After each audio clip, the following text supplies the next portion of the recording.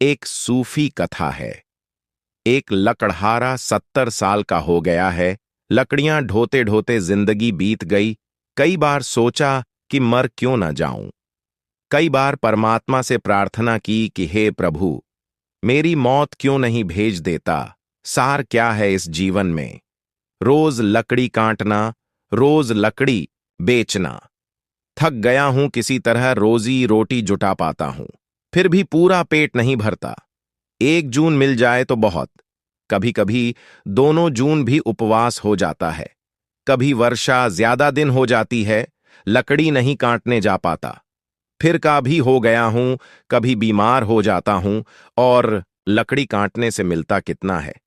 एक दिन लौटता था थका मादा, खांसता खंखारता अपने गट्ठर को लिए, और बीच में एकदम ऐसा उसे लगा कि अब बिल्कुल व्यर्थ है मेरा जीवन, यह अब मैं क्यों ढो रहा हूं।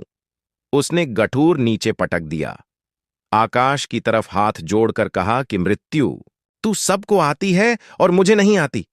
हे यमदूत, तुम मुझे क्या भूल ही गए हो, उठा लो अब। संयोग की बात, ऐसा अक्सर तो होता नहीं। उस दिन हो गया, यमदूत पास से ही गुजरते थे, किसी को लेने जा रहे होंगे। सोचा कि का बड़े हृदय से कातर होकर पुकार रहा है, तो यमदूत आ गए।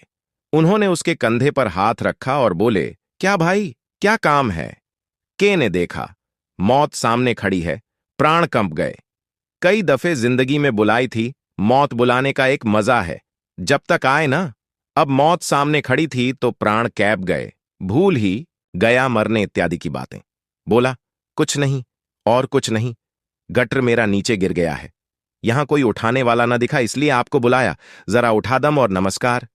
कोई आने की जरूरत नहीं है। और ऐसे तो हम जिंदगी भर कहते रहे, मुझे मरना नहीं है, ये सिर्फ गट्ठर मेरा उठाकर मेरे सिर पर रख दें। जिस गट्ठर से परेशान था, उसी को यमदूत से उठवाकर सिर पर रख लिया।